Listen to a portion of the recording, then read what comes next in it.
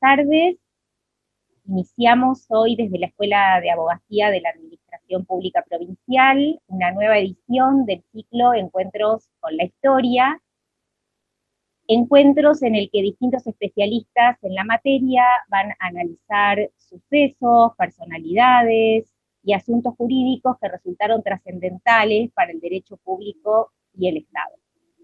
En este primer encuentro trataremos sobre las vías administrativas y judiciales para la resolución de conflictos en la formación del territorio bonaerense entre los años 1880 y 1880, y estará a cargo de la doctora María Angélica Corba. María Angélica, que nos acompaña, es profesora, licenciada y doctora en Historia por la Universidad Nacional de La Plata, miembro titular del Instituto de Investigaciones de Historia del Derecho, perito de la Biblioteca Central de la Suprema Corte de Justicia de la Provincia de Buenos Aires. Y bueno, bienvenida Angélica, otra Muchas vez, gracias. muy contentos de tenerte en nuestros ciclos de encuentros con la historia.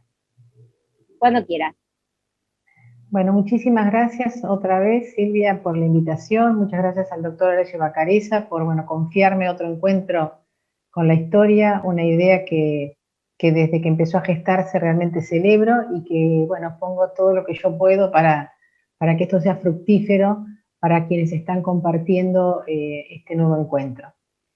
Les doy primero la bienvenida a todos y a todas a este encuentro, y hoy estamos enfocados en este tema que recién se presentó, y lo que yo quiero es, al mismo tiempo, como se los dije en el primer encuentro que tuvimos, es al mismo tiempo de tratar el tema específico, ir brindándoles a ustedes elementos teóricos y metodológicos sobre la historia, sobre cómo abordar la historia, sobre cómo estudiarla, sobre cómo leerla, pero fundamentalmente apuntando a que en el día a día, en el cotidiano de su trabajo, ustedes y yo también, podamos tener elementos para que en esta responsabilidad pequeña o grande que cada uno tiene en la administración del Estado provincial, podamos hacer un mejor trabajo. Es decir, que la historia sea parte de nuestras decisiones, sea parte de nuestro desempeño en esta tarea que nos ha sido asignada y confiada por los ciudadanos y las ciudadanas de la provincia de Buenos Aires. Y hoy específicamente vamos a trabajar sobre una de las dos variables con la que trabaja la historia. ¿Sí? La historia trabaja con espacio y tiempo. ¿Sí? El tiempo siempre está presente. Nosotros hoy nos vamos a acotar a 20 años, y ahora yo les voy a explicar por qué vamos a trabajar con esos 20 años, pero también siempre se trabaja en un espacio determinado. Y yo lo que quiero hoy es explicarles justamente es por qué, qué injerencia tiene para nosotros esta cuestión del espacio. Y para esto, y esto se los transmito como una experiencia personal, para mí ha sido fundamental poder delimitar, porque siempre desde que te forman en la facultad, está el espacio y el tiempo. Pero también cuando uno va ingresando en este tema realmente apasionante, que a veces te lo presentan como la parte aburrida, ¿sí? Como la parte pesada de la historia, que es todo el tema de la formación institucional, y las instituciones en general, y les puedo asegurar que es un tema realmente apasionante, y de una actualidad, si todo el tiempo que uno se mete en estos temas, permanentemente todo te trae al presente, y al presente cotidiano, no al presente solamente académico, sino al presente cotidiano de todos nosotros. En este contexto, es decir, a mí fue un gran aprendizaje entender que para poder estudiar las instituciones hay que tener primero muy claro que nosotros partimos de un espacio que tiene que ser territorializado.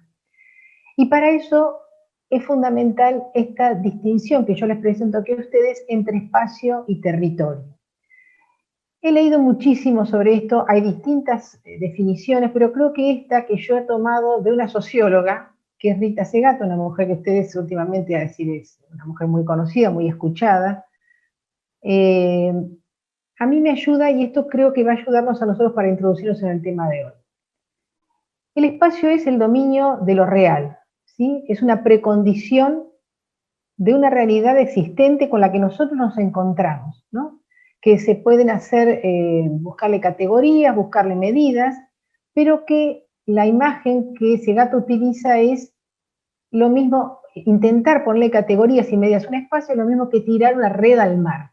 ¿Sí? Es decir, ustedes lo que van a sacar, parte del agua va a correr y parte de cosas van a ir tomando, y entonces ese espacio se va a siempre presentar como algo rígido y elástico al mismo tiempo, ¿no? Como algo que es contenido, pero al mismo tiempo es incontenible, que es narrable y que es inenarrable, que es conmensurable y que se nos escapa de las manos, ¿no? Que es fortuito. ¿Cómo ese espacio se transforma en territorio? El territorio es un orden más accesible, ¿no? Porque en definitiva el territorio es una representación que se hace de ese espacio. Es un espacio representado y apropiado. Es decir, ese espacio lo representamos y nos lo apropiamos. ¿Y cómo se apropia ese territorio? Ese territorio, la apropiación de ese territorio se hace a través de una acción política. Y esa apropiación política se hace a través de su administración, y esa administración se hace a través de la formación de instituciones. Y allí se lo delimita, en el caso nuestro, en un límite provincial, si se constituye en un territorio provincial, se lo clasifica, se lo puebla, se lo habita, se lo utiliza, se lo distribuye, se lo defiende y finalmente, y un tema que nosotros hemos charlado mucho en nuestro encuentro anterior y que sobre el que vamos a seguir trabajando, ese territorio requiere una identificación, ¿sí? Que es lo que yo les insisto mucho en lograr esta identidad bonaerense que tan apachuchada y disminuida está. De todos estos componentes que yo les dije, hoy nosotros vamos a hablar en esa formación de instituciones fundamentalmente a la distribución de ese espacio, a su población y a cómo se va a generar ese proceso a lo largo de la historia, pero fundamentalmente vamos a trabajar en estos años que donde se van a sentar las raíces de esa ocupación de ese territorio. Y para eso vamos a trabajar con un caso concreto, pero que podría ser el de cualquiera de los otros partidos de nuestra provincia, que es el partido de General Alvear, que comenzó siendo un fortín. Yo elegí estas fotografías para que ustedes visualicen rápidamente de qué estamos hablando.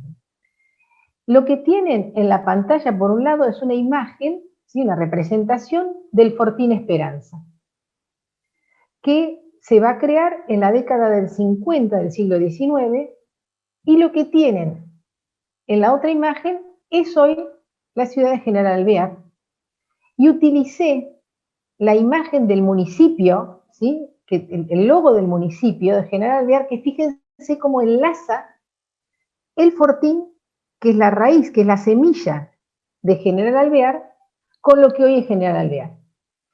Estas imágenes sintetizan a dónde vamos a ir hoy. Les repito, es este caso porque abrió un caso judicial que duró 20 años, que tiene 5 expedientes, que tiene vías, por eso ponemos vías administrativas y judiciales, porque pasó por distintas instancias para resolverse, pero representa a cualquiera de los partidos de la provincia.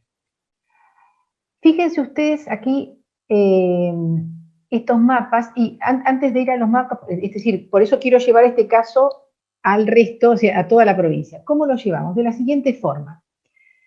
Cuando se ocupa el territorio, es decir, vamos a hablar bien, cuando se ocupa el espacio, este espacio que está muy poco poblado por pueblos originarios, cuando llegan los conquistadores españoles, cuando quieren institucionalizar, cuando quieren territorializar ese espacio, bueno, empiezan a poblarlo, ¿sí? Esa es la primera medida. La población se va generando de distintas formas y básicamente era hacer más accesible el uso de la tierra, el uso del espacio y la instalación en esas tierras. La forma de dar esa tierra para lograr la instalación tiene distintas carisma, no me sale la palabra, bueno, distintas formas legales va tomando, y esas formas van decantando y van quedando cuando finalmente, por la Revolución de Mayo primero y la Declaración de Independencia después, ese territorio pasa a ser la República Argentina, con todos los años de proceso constitucional que ya sabemos que existen, y finalmente lo que nosotros podemos definir para 1820, que es cuando, ya lo hablamos, se acuerdan del otro encuentro, cuando fracasa la formación de un territorio único, que recién se va a concretar en 1853, y cada provincia empieza hacer este proceso de territorialización e institucionalización del Estado, tenemos dos formas. Por un lado, la enfiteusis, que lo que es dar tierras no en propiedad, porque eran las garantías de un empréstito con Inglaterra, y entonces esas tierras no se podían dar en propiedad, sino que se dan en enfiteusis a cambio de un canon, que eso en realidad dura hasta la década del 40, porque después no prospera, y la donación. La donación tiene dos aspectos, una donación condicionada y una donación incondicionada. La condicionada es esto que les diga, y a lo que estamos apuntando hoy, poblarla y hacerla producir, trabajarla, o la que se daba por premios, por fidelidad o por triunfos bélicos. ¿Sí? Entonces, en ese contexto, nosotros tenemos a esta provincia. Este mapa que tienen acá es de 1830 aproximadamente, y ustedes sí ven que esto está de cabezas acá, porque en esos años la cartografía se veía desde Europa. Entonces, si está puesto así, para que ustedes puedan ver la silueta de nuestra querida provincia, pero en realidad la veían al revés. Fíjense, esto era Pampa. Ven acá si ustedes logran ver Pampa, y esto era lo que se conocía. Este otro mapa que tienen en la pantalla, este lo construí yo con un diseñador gráfico porque la provincia no tiene para estos años mapas, aunque no lo puedan creer, y yo voy a seguir luchando para que un día los tengamos. Este mapa es de 1853, y estos puntos que ustedes tienen es lo que estaba poblado de la provincia. Yo tomé un mapa físico, es decir, para que ustedes vean, se ubiquen físicamente, todo esto verde era tierra fértil para hacer producir, y lo que es las serranías o las montañas que tenemos tan hermosas en el centro sur de nuestra provincia. Esto que ustedes ven es de 1864, es cuando empiezan estas propiedades a establecerse, a definirse, y entonces acá dice, acá, por ejemplo, dice Chascomús, esto lo hizo una investigadora de la universidad que está en Barcelona. Es decir, toma este gráfico que es antes de 1864 y acá compara, así, bueno, esto es lo que ustedes ven. Entonces no hay unas líneas delimitadas, pero eso también habla mucho de cómo se va formando el territorio. No había líneas fijas todavía de los partidos, se fijaban con accidentes geográficos, con alguna cuestión que pudiera decir, bueno, desde este arroyo hasta donde está esta serranía, es decir, esta indefinición espacial que se va entramando con la territorialización e institucionalización estatal también es importante que ustedes la comprendan para estos años. Este es el primer mapa que tenemos, que aparece publicado en el censo en 1881. Aquí tienen lo que era Argentina, es un mapa de la Argentina que se presenta en la exposición de Filadelfia en 1875. ¿Ven? Sin límites provinciales muy determinados. Y este sí ya en 1881 es nuestro territorio. Fíjense que todavía todo esto estaba sin ocupar. ¿Sí? Y acá viene, no nos vamos a meter en eso, pero ustedes ubiquen temporalmente. Ahí viene todo el tema de la conquista del desierto y demás para terminar de ocupar ese territorio, que alguna vez ya en otro encuentro lo trataremos. Y estos son los partidos que tenemos para el 81. ¿Cómo se llega a esta conformación? Y esto que yo les digo, es decir, por este esfuerzo por poblar, por ocupar, por hacer producir estas tierras, porque la gente logra instalarse y se vaya modificando las fronteras. Este otro mapa, ustedes les ven, esto se hizo hace muchos años, lo hicieron historiadores, cuando dedicados más a la historia rural, pero que hicieron justamente esta imposibilidad de definir las fronteras y los límites. Sobre los límites de este mapa que les mostré recién, de 1881, fijaron estas fronteras. Estas fronteras, aquí no se pueden ver, pero es decir, no es que es un avance, sino que son fronteras de avance y retroceso.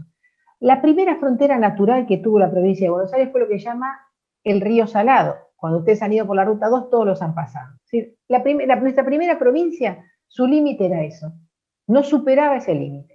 Y se va expandiendo primero con instalaciones militares, el origen de Bahía Blanca y Patagones, y después conecta también, ¿sí?, fortines, como decíamos recién, y otro tipo de instalaciones militares, y que la gente se fuera con un mínimo de seguridad a instalarse y hacer producir esas tierras. Cuando Rosas está en el gobierno, él a través de pactos con los que se encabezaban, los grupos, es decir, los pueblos originarios que estaban en el territorio, lo que es el territorio provincial, logra avanzar esa frontera. Se va Rosas y esa frontera se contrae. Entonces, el gobernador obligado cuando en 1853 se hace cargo del gobierno provincial, tiene que buscar la forma de volver a expandir esa frontera. ¿Por qué? Porque eran tierras de enorme inseguridad, donde las familias no podían instalarse. Había una gran expansión en ese momento de la producción del ovino, entonces esas tierras podían darle grandes riquezas al territorio provincial. Y también, la otra cuestión que pasaba en este momento, era una época donde se empieza a desarrollar el tema de dar préstamos, de empezar a pensar, a idear el trazado del ferrocarril, es decir, a mejorar los medios de transporte. Y entonces había que generar condiciones de seguridad para que esas tierras se poblaran. Sin población no hay territorio. ¿Sí? Entonces, vamos a ir al caso nuestro de hoy, pero ya les digo, piénsenlo que puede ser para el resto de los partidos de la provincia, en distintos tiempos que se van dando esto, ¿no? En 1853, el 29 de diciembre de 1853, Pastor Obligado, que era el gobernador de la provincia, firma un decreto, en el cual dice que admitía y que aceptaba, por ese decreto, la patriótica propuesta de los vecinos del Saladillo y Las Flores, estos dos ya eran partidos constituidos en esos años, para constituir un fortín entre ambos partidos, quedando autorizados para proceder a sus trabajos de conformidad a las bases que han presentado. Lo que proponía esta gente era construir un fortín, pagado, sé si con su propio dinero, con sus propias expensas, para protegerse de los ataques indios, que eran terribles, porque los indios también estaban defendiendo su espacio. Ustedes tienen acá una fotito de lo que sería un fortín, ¿sí? Para tener la imagen de qué estamos hablando y el que les mostré al principio.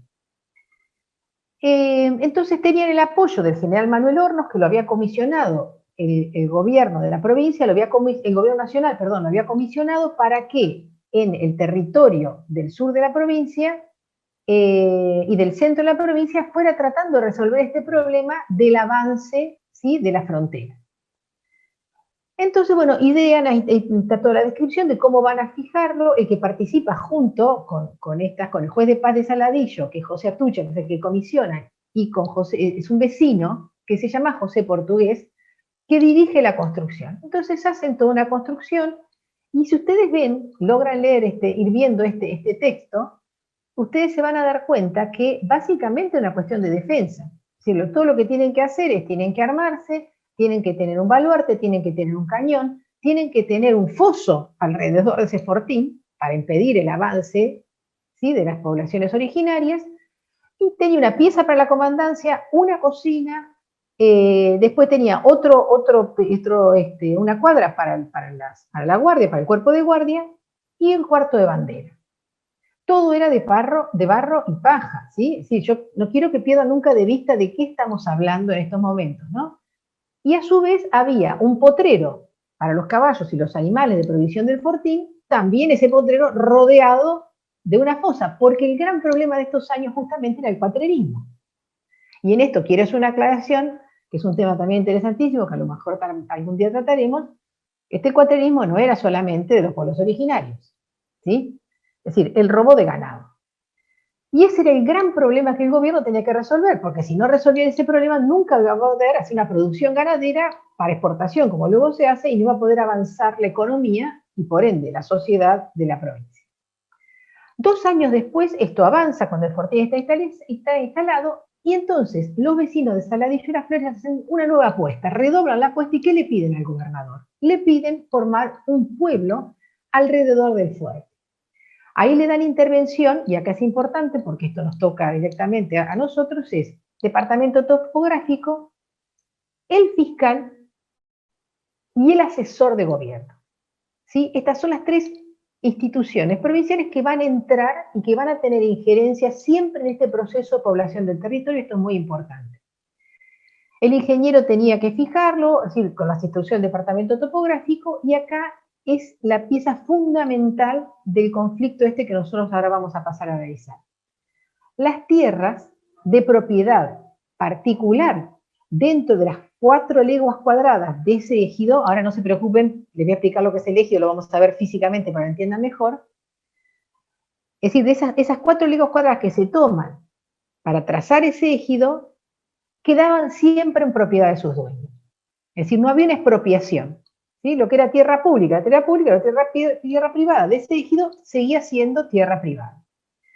El reparto y la adjudicación se iba a realizar una vez que estuviera aprobada esa traza que tenía que hacer el ingeniero con el departamento topográfico, y el que iba a estar a cargo, y esto también es fundamental, y recuérdenlo para entender después el caso que vamos a ver, era el comandante del fuerte con 2 vecinos de probidad, ¿sí? Esto, bueno, tiene que ver también con las elecciones de los jueces de paz y demás, es decir, dos vecinos, la categoría de vecinos, no transeúntes, sino vecinos que pertenecían a esa comunidad, y que básicamente, en la mayoría de los casos, fueran propietarios, y esas peticiones que hicieran quienes querían poblar esas tierras se iban a inscribir en un libro.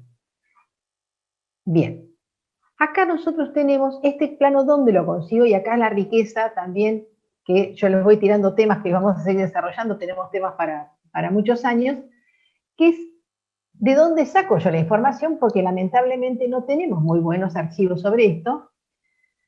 Hay cosas en el archivo de la provincia, en geodesia también se encuentran cosas, pero bueno, ¿dónde encuentro yo esto? Dentro de un expediente.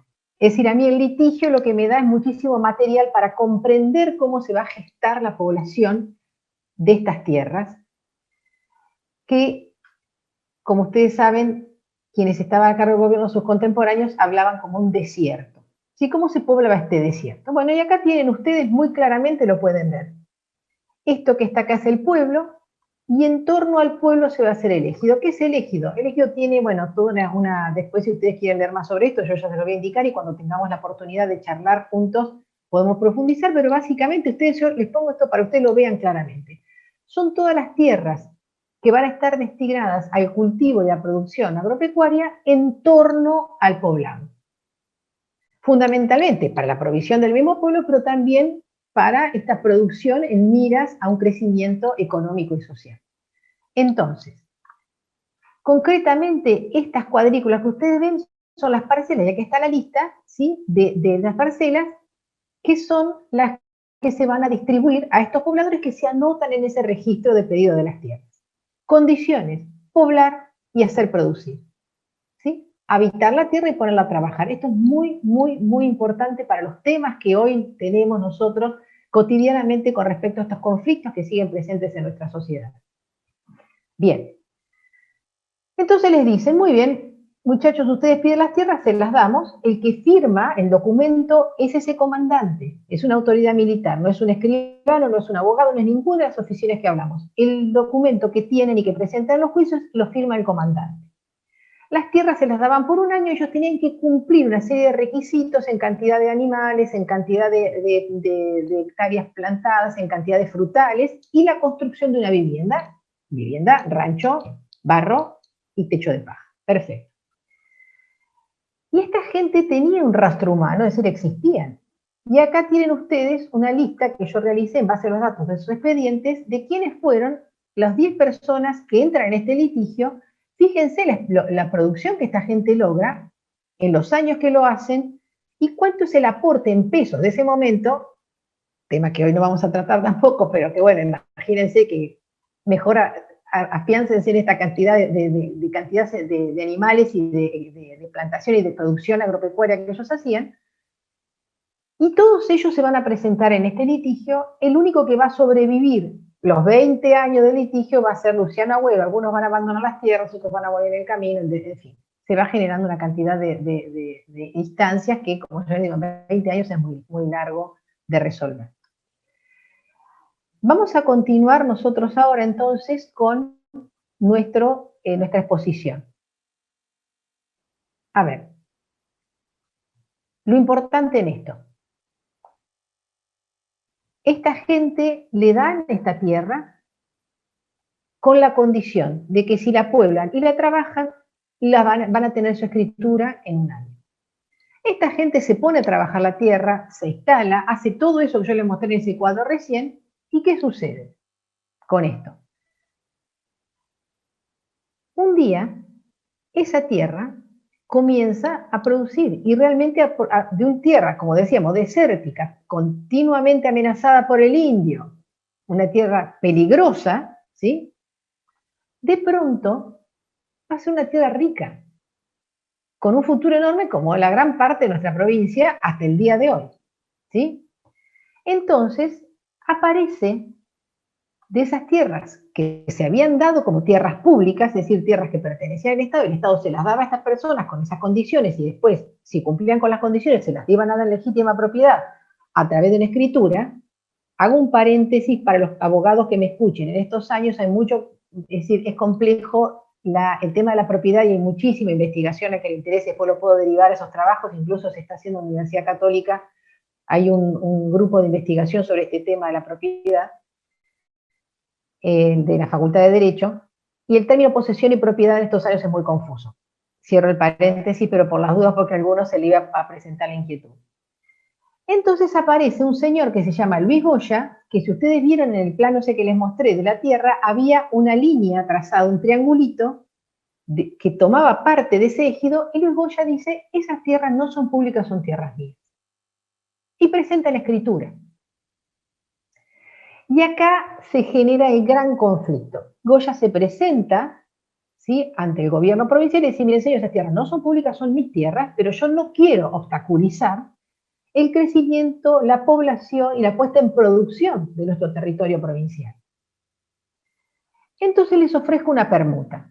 Yo les dejo estas tierras que ya están puestas en producción, ustedes me dan tierras de pastoreo, sí, tierras que fueran lo que llaman del bajío, que no eran tan buenas para la producción agrícola, y yo tomo esas tierras.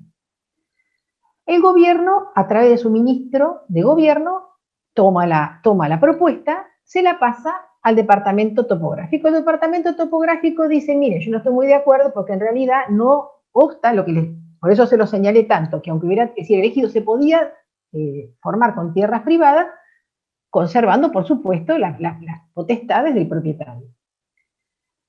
Pero bueno, para que esto siga adelante, yo estoy de acuerdo con que se haga la permuta.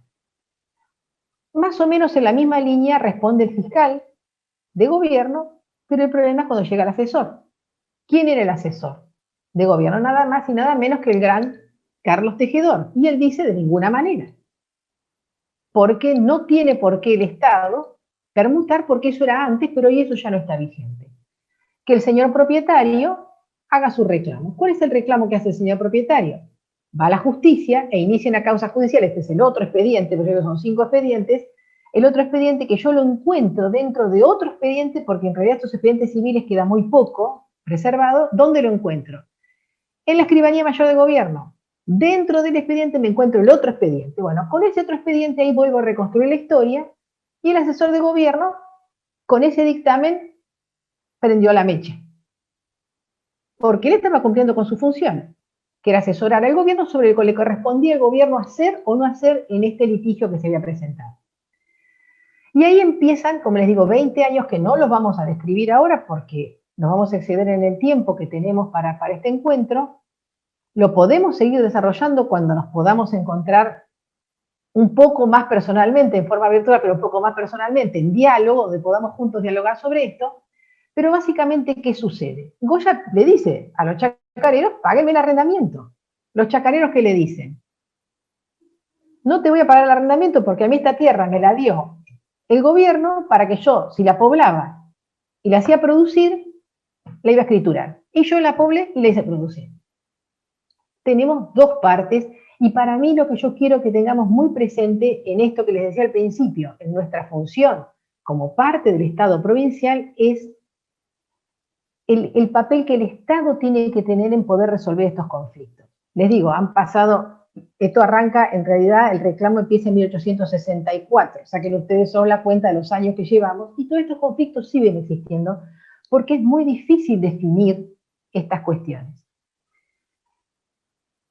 Va a la justicia civil, es decir, presenta un expediente y ahí el juez que le toca se llama, en realidad estaba el juez Agrelo, que ya lo vamos a conocer en la próxima reunión, el próximo encuentro, ya ahora acuérdense, no se olviden de este nombre, pero bueno, Agrelo no está más como juez, ya van a saber por qué esto continuará, pero el que está es Aurelio Prado, un excelente jurista que de hecho va a ser el primer secretario de la Suprema Corte de Justicia en 1875.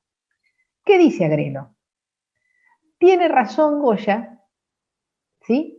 Pero también tienen razón los chacareros porque no hay un contrato escrito de arrendamiento por el cual tengan que pagar un arrendamiento.